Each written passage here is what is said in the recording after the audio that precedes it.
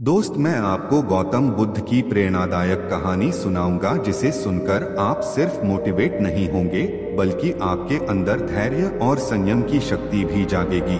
एक बार गौतम बुद्ध अपने शिष्यों के साथ किसी गांव में ठहरे हुए थे। सुबह का समय था, सूरज की रोशनी चारों ओर फैल रही थी और लोग बुद्ध के दर्शन करने के लिए इकट्ठा हो रहे थे। उसी भीड़ में एक व्यक्ति आया जो बुद्ध से बहुत नाराज था। उसने सुना था कि बुद्ध के कारण उसके परिवार का कोई सदस्य संन्यास लेकर घर छोड़ चुका है। गुस्से में आकर वह बुद्ध के सामने खड़ा हुआ और जोर जोर से गालियां देने लगा। उसने कहा, तुम लोगों को बहकाते हो, घर तोड़ते हो, काम धंधा बिगाड़ते हो, तुमने मेरा जीवन बर्बाद कर दिया। आज मैं तुम्हें सबके सामने अपमानित करूंगा।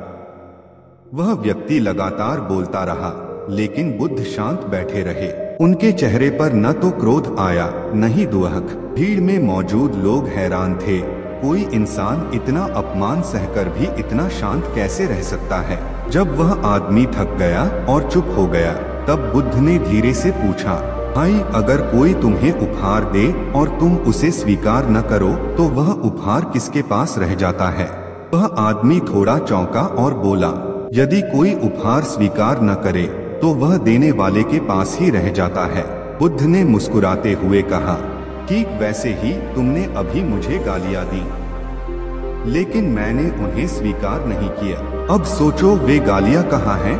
वे तुम्हारे पास ही रह गई हैं। जिस प्रकार बिना स्वीकार किए कोई उपहार हमारे पास नहीं आता, वैसे ही बिना स्वीकार किए अपमान भी हमें छू नहीं सकता। यह सुनकर वह आदमी सन्न रह गया। उसके चेहरे का गुस्सा शांत हो गया और वह बुद्ध के चरणों में गिर पड़ा। उसने कहा, भगवान, आज मैंने सीखा कि क्रोध केवल हमें ही जलाता है। आप सचमुच करुणा और शांति के सागर हैं। इस कहानी से हमें ये सीख मिलती है, जीवन में लोग आपको अपमानित करने की कोशिश करेंगे, लेकिन याद रखिए, गालियां और अपमान तभी असर करते हैं जब आप उन्हें स्वीकार कर लेते हैं। धैर्य और शांति सबसे बड़ी ताकत है। बुद्ध हमें यही सिखाते हैं कि मन का संतुलन ही असली जीत है।